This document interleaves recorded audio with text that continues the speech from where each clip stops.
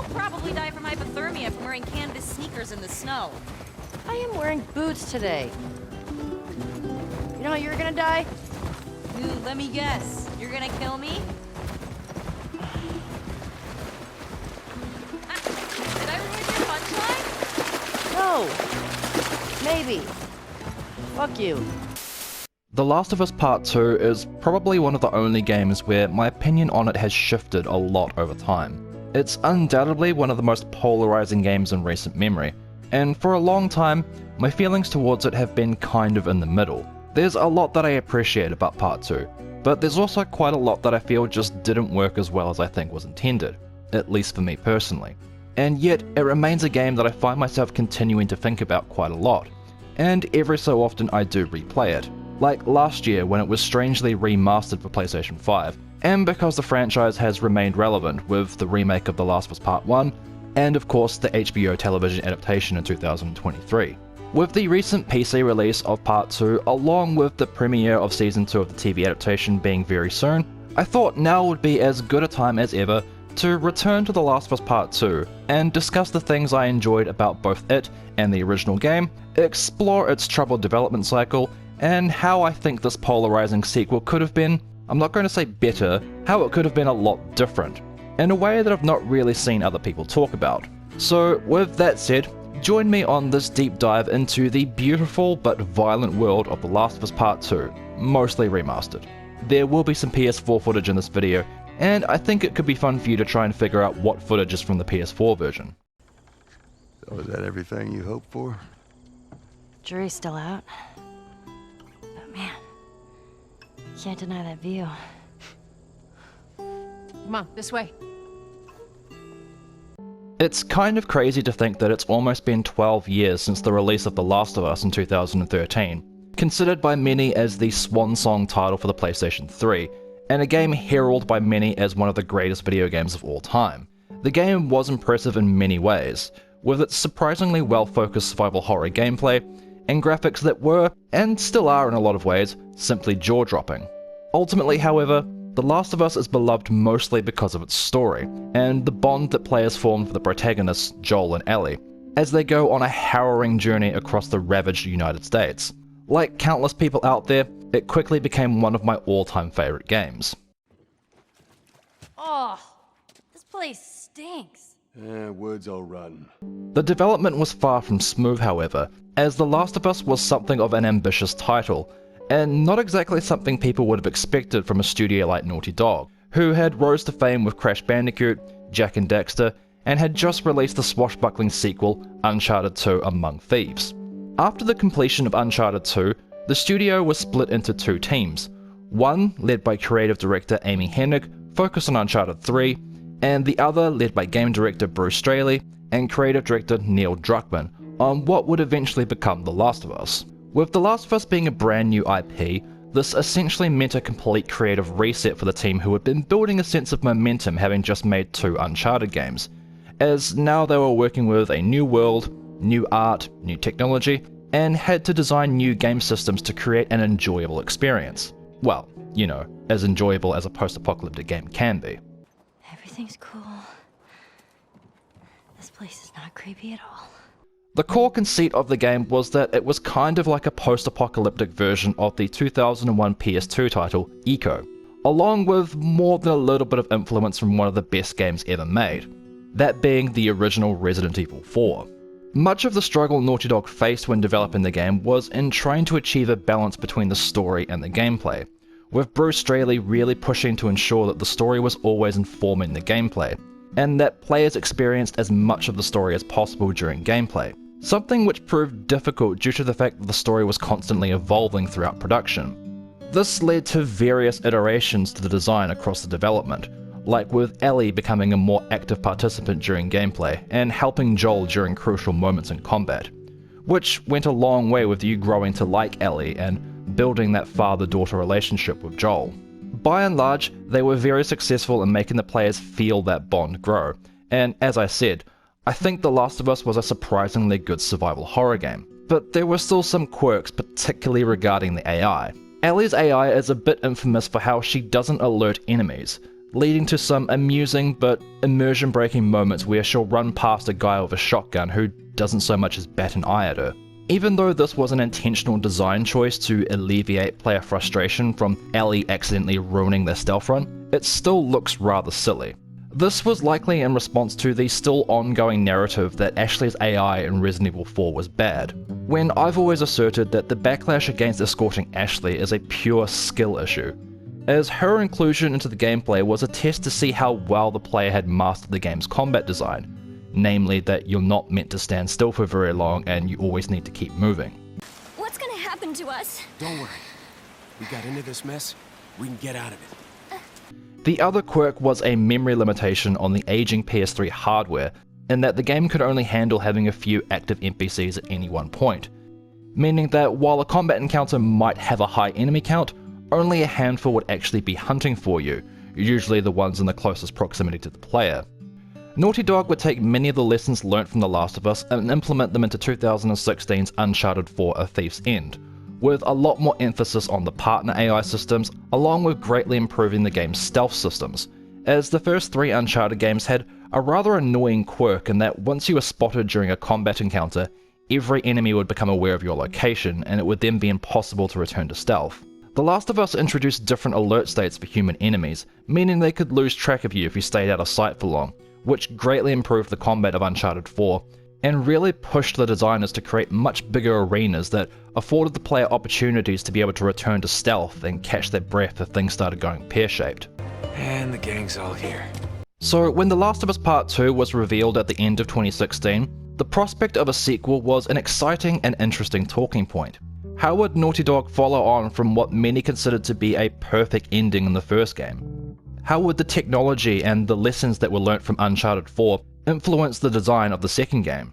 We wouldn't see the game in action until June 2018 with an extended gameplay trailer that was super impressive, highlighting some of the new stealth mechanics like going prone, the new dodge-focused melee system, along with some of the best looking animation work and visual presentation seen to date.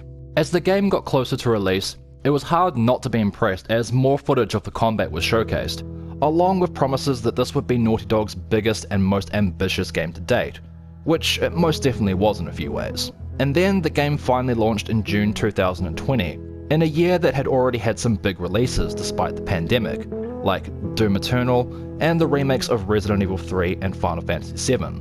The long-anticipated sequel would become a particularly divisive game, with universal acclaim for the production values, presentation, and improved gameplay systems, but the reception to the game's narrative and themes drew a fair bit of criticism, which I'll get to in a moment.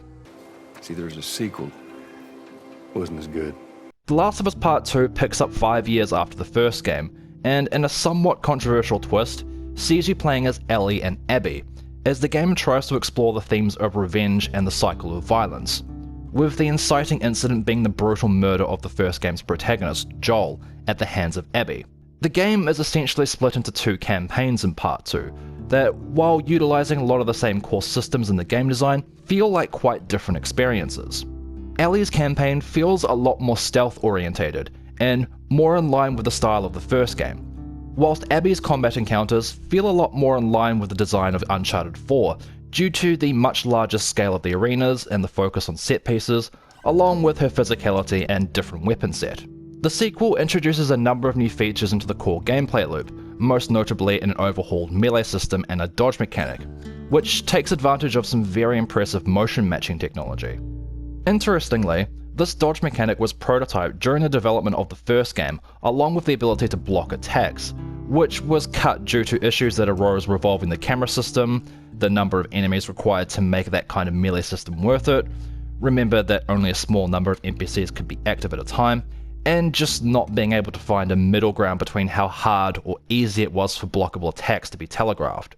However, with the much higher enemy count seen in Part 2, along with the much larger play spaces, the dodge mechanic feels like a natural addition into the game flow, especially when the game forces Ellie to fight dogs. Yeah, isn't it interesting how only Ellie fights dogs? Not cool. Not fucking cool. Part 2 also introduces the ability to go prone, something stealth games like Metal Gear Solid have been doing for years, along with the ability to hide in grassy areas similar to Uncharted 4. As just mentioned, the scale of the arenas are much larger in Part 2, taking some clear influence from their work on Uncharted 4, allowing for more freedom in how you engage with the game's enemies.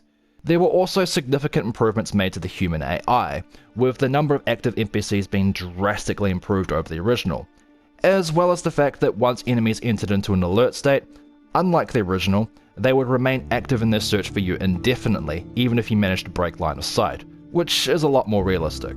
Tommy Thompson over at the channel AI in Games does a really good breakdown of how the new AI systems work, so if you're interested to know more, go check out his video. It's really difficult to fault The Last of Us Part 2 on a pure technical level, as even though the changes to the overall game design aren't exactly revelatory in the grand scheme of things, the gameplay on offer here is some of the most finely tuned and intense stealth action gameplay I've ever played, and this is coming from someone who spent over 500 hours with Metal Gear Solid 5. It's also still one of the best looking video games ever made to date, with Naughty Dog's superb art direction shining throughout the experience, and it's hard to not just stop in awe at the technical mastery on display. I also really appreciated that the PS5 remaster added a lot more fun costumes to unlock via the no return roguelite mode, meaning you can replay the campaign with Ellie sporting her iconic outfit from the first game. This was something that I found disappointing with Uncharted 4 in that there were no fun unlockables like the outfits from the first 3 games. They were all locked exclusively into the multiplayer modes, and it felt like a real missed opportunity to tribute the original games. I would have loved to have been able to play through Uncharted 4's story sporting the outfits from the original games, especially since the game had real-time cutscenes, just like The Last of Us Part 2 does. Perfect. There have been many an essay video done on the game's story, particularly in regards to its uneven pacing and structure, contrived plot points, and just how needlessly bleak it is, with some even dubbing the game as misery porn. I do think that there is a lot that was done well, like the more nuanced character relationship building seen between Ellie and Dina as you play through the opening hours together. The lore underpinning the WLF and Seraphite Civil War is really interesting, and the exploration of Ellie's trauma was handled fairly well. But the story does have some rather glaring issues, particularly in how it struggles with weaving together 2 almost completely separate storylines and trying to create a sense of empathy towards the character of Abby. I think the extremely abrupt cut to black before the theatre confrontation and then resetting the story back to day 1 with Abby at such a high point of tension, you know, the climax of the story, didn't really work too well and made the experience of suddenly having to play as Abby a lot less enjoyable, as I think most people were expecting the game to cut back to the theatre after the flashback which established the fact that her father was the surgeon that Joel had killed in order to save Ellie. One of Neil Druckmann's favourite writing techniques seems to be literary symmetry, and he used it really effectively in The Last of Us Part 1, with the end of the giraffe sequence on the roof mirroring the scene at the beginning where Ellie looked out at the Capitol building, and more profoundly, the ending of Joel carrying Ellie out of the hospital being a mirror of him carrying Sarah to what he thought was safety in the prologue. Well, maybe in all that research, they turned into fucking monkeys. However, in Part 2, I feel that a lot of the literary symmetry was just a bit too heavy-handed. Abby and her dad had a zebra scene, just like Ellie and Joel had the giraffe scene. Dina and Mel happened to be pregnant at the same time. There's a flashback with Abby and Owen exploring the aquarium, which is very similar to Ellie's birthday flashback with Joel at the museum, and probably gave them a good excuse to reuse their new ambient AI systems. Again, there's a video from AI in Games about this topic, which is quite interesting.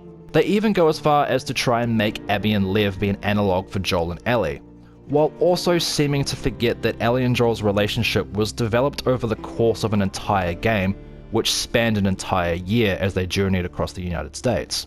And yet, despite that, there's not actually as much overlap between Ellie and Abby's storylines as you might expect, which is why I said earlier that they wind up feeling like 2 separate campaigns, as Abby isn't even aware that Ellie is hunting her until the end of day 3.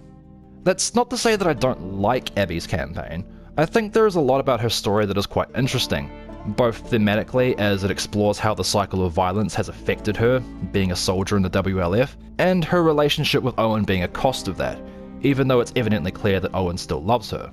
I also found that many of the combat sequences in Abby's campaign were a lot more memorable than the ones seen in Ellie's, with the Rat King boss fight being a terrifying encounter that almost felt like something ripped out of a Resident Evil game. Thanks. That should keep me company, 'cause boredom kills me.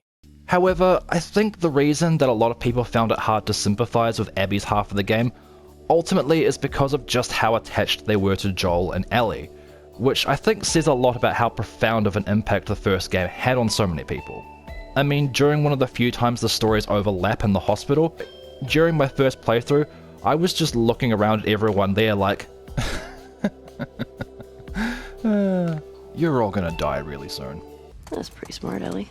A big part of the story's moral clutch also hinges on whether or not you agree that Joel did the right thing by saving Ellie from the Fireflies, and the game does try to retcon aspects of the original ending to make Joel look more like a villain. But I think it's fair to say that a lot of people feel that Joel did the right thing, even Druckmann himself now apparently. Given that the Fireflies were terrorists, and the fact that so much of the world was devastated at that point, what good would a vaccine realistically do? Especially when Part 2, whether intentionally or not, shows that there are parts of the world that have returned to a sense of normality, with the settlement of Jackson, the stadium outpost of the WLF, and the Seraphites Island, proving that humanity is slowly adapting to the new world. You think I'd let you do this on your own? I also believe that the deceptive marketing of the game played a big part of some of the outrage towards the game, since the trailers had edited the character models and scenes with Joel to make it look like he was going to be a part of Ellie's journey to Seattle. So people went into the game expecting one thing, and instead watched Joel get murdered in the beginning and were then forced to play as his killer. I get it. This particular trailer moment pissed me off when I played the final game too. There is a lot more that could be said about the game's story, and as I alluded to, there is already many an essay doing such thing. But ultimately what I'd like to discuss is the game's development cycle, and how the story we got I think ended up preventing The Last of Us Part 2 from being a far more ambitious sequel in terms of the gameplay, and how one major story change could have facilitated that. I know you wish things were different. I wish things were different. Much like the development of the first game, Naughty Dog was split into two teams, with one focused on Part 2 and the other working on an Uncharted 4 DLC that would eventually turn into a full game in the form of The Lost Legacy. During this time period, game director Bruce Straley decided to leave the studio, feeling burnt out from the stressful production of Uncharted 4, and it was later stated that his relationship with the studio had become strained. As what happened with Amy Hennig's iteration of Uncharted 4, Naughty Dog would require all hands on deck as The Lost Legacy neared the end of production, which meant that a demo which was planned for the 2017 Paris Games event had to be postponed. Said demo would finally be seen in 2018, and what is most curious about that demo is just how much of it was fake, or heavily scripted would be a fairer description. In the Grounded Part 2 documentary, the designers talk about how that demo then became the game's anchoring point, similar to the first Uncharted 4 demo, and that they had to go back over a lot of the work they'd already done on the game to turn some of these scripted moments from the demo into systemic mechanics for the whole game, which is an issue that Naughty Dog seems to run into a lot, as if you watch the GDC video on The Last of Us Part 1's combat, there was a lot of mechanics that were prototyped, like the block and dodge system, but also things like being able to crouch run and needing to physically collect bullets from enemy guns, with Anthony Newman stating that the block system was cut from the game just 4 months out from shipping, and they then had to crunch hard in order to redesign many of the game's combat sequences. Honestly, the Grounded Part 2 documentary was quite eye-opening as to how bad the crunch culture had developed in the studio, and how they constantly underestimated their own ambition, which isn't completely a bad thing. And on the bright side, there's no one around to tell me I'm an idiot.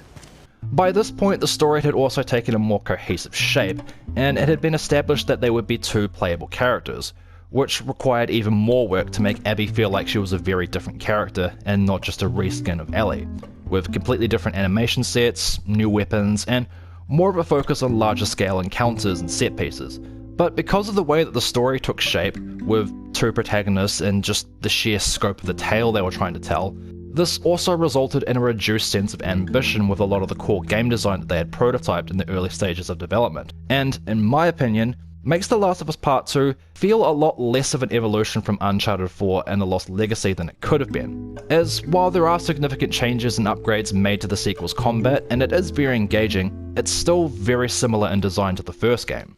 Hey, should we check these houses out? Seems quiet, but we can if you want. I bet they still got supplies. In the Grounded Part 2 documentary, the game designers talked about how the early iterations of the game were heavily influenced by 2015's cult classic Bloodborne. I think I'm allowed to call Bloodborne a cult classic now, since it hasn't been remastered or released on PC. For those unfamiliar, Bloodborne is from the same developers as the Dark Souls series and is a 3D Metroidvania, a genre of game that is heavily focused on exploration and backtracking. The early prototypes for The Last of Us Part 2 were designed with the goal of making the game feel a lot different from the original, and they really wanted to push for making the game a lot more open-ended, with you journeying back and forth across the ruins of Seattle, which you do in the final game, but in a much more linear fashion. This is what I was really expecting them to do, especially after playing The Lost Legacy, is push the wide linear design they had been experimenting with in the last two Uncharted games. There were some massive levels in Uncharted 4, like the trek across Madagascar had many optional areas to explore for lore items and treasures, as well as a few shoreline outposts that you didn't actually have to engage with. Chapter 12 felt like an early iteration on a potential Metroidvania design, as different parts of the islands became accessible as you explored, and it all organically looped back in on itself as the chapter progressed. It's one of the more impressive chapters of the game in my opinion, and a fun little reprieve before the last third of the game became a lot more spectacle focused. What? I said okay. No. Your okays are never just okay. It usually means the opposite of okay. The Lost Legacy pushed this concept even further, with its fourth chapter being an extremely large open world map, with a number of different objectives to complete scattered across the map. You were then given the freedom to approach these objectives in any order you wished, with a number of optional enemy outposts to engage with in between, and a fun side quest tracking down a number of tokens in a series of fun little puzzles, before the game then returned to a more streamlined design similar to the other games. And it's not as if Naughty Dog haven't done open world game design before, as Jak 2 and 3 were open world games that had a structure you could say took influence from Metroidvanias, as you returned to previous areas with new abilities as those games progressed. The Tomb Raider Survivor trilogy had also adopted a Metroidvania style design, with each game having a few central hubs that spiraled off into other areas of the world and then wove back into each other, while still retaining a decent sense of momentum with the story pacing and the set pieces. The first game in particular I think did it the best.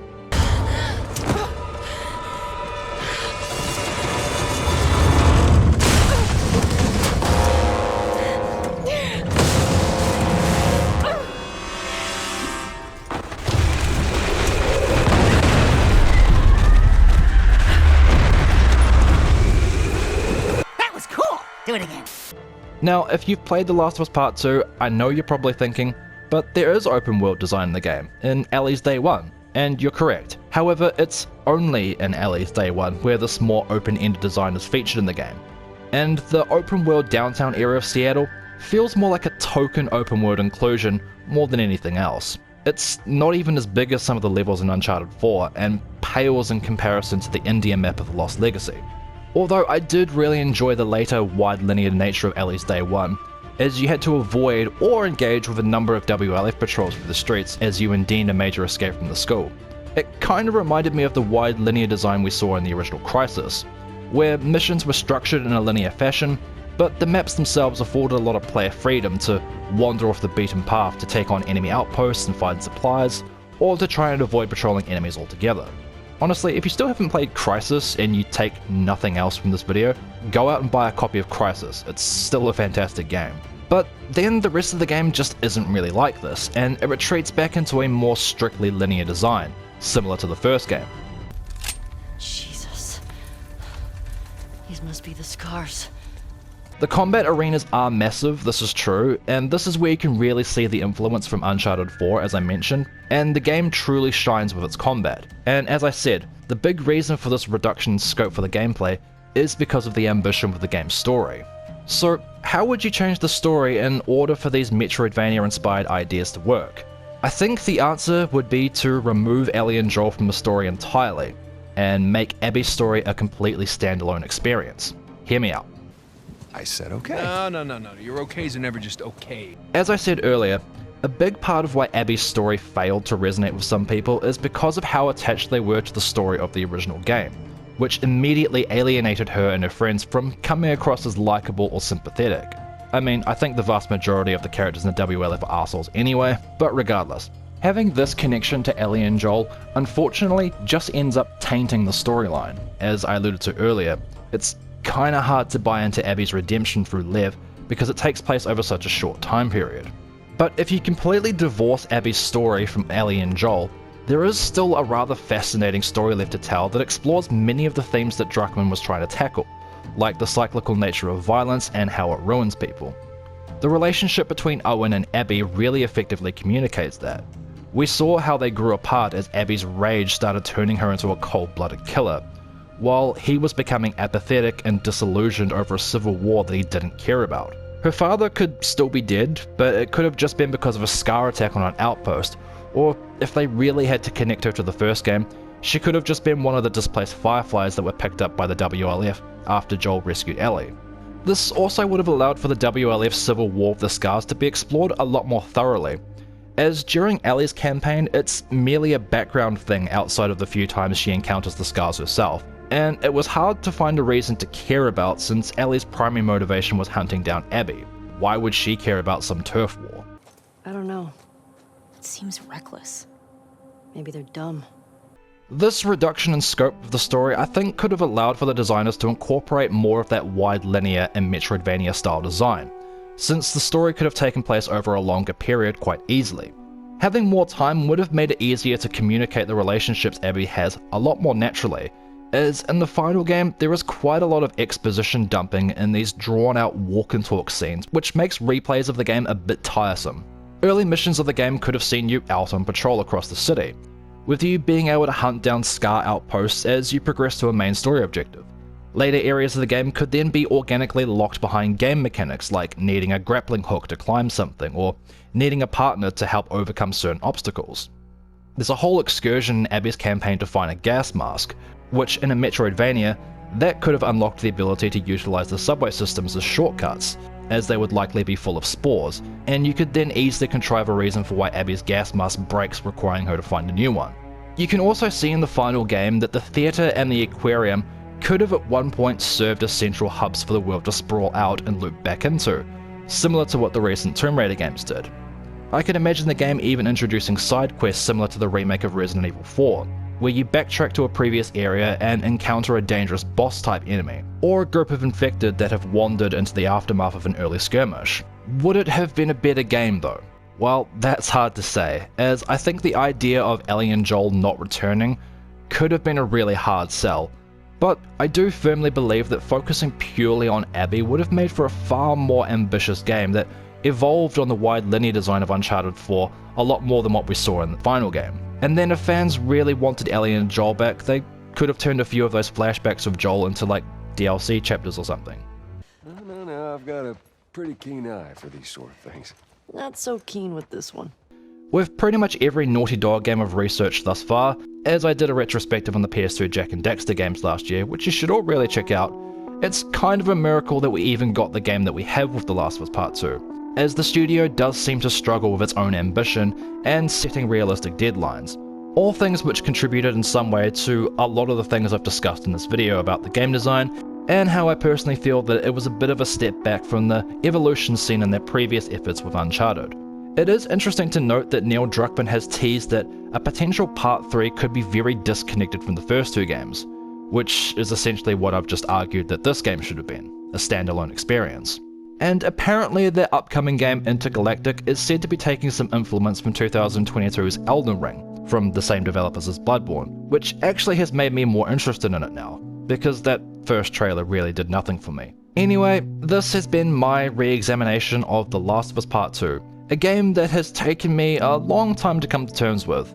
There is a lot that I still don't like and don't think worked particularly well, but I admire the ambition of what they tried to do, and it is still a really intense and engaging survival horror game, and it did lead to us getting the fantastic remake of Part 1.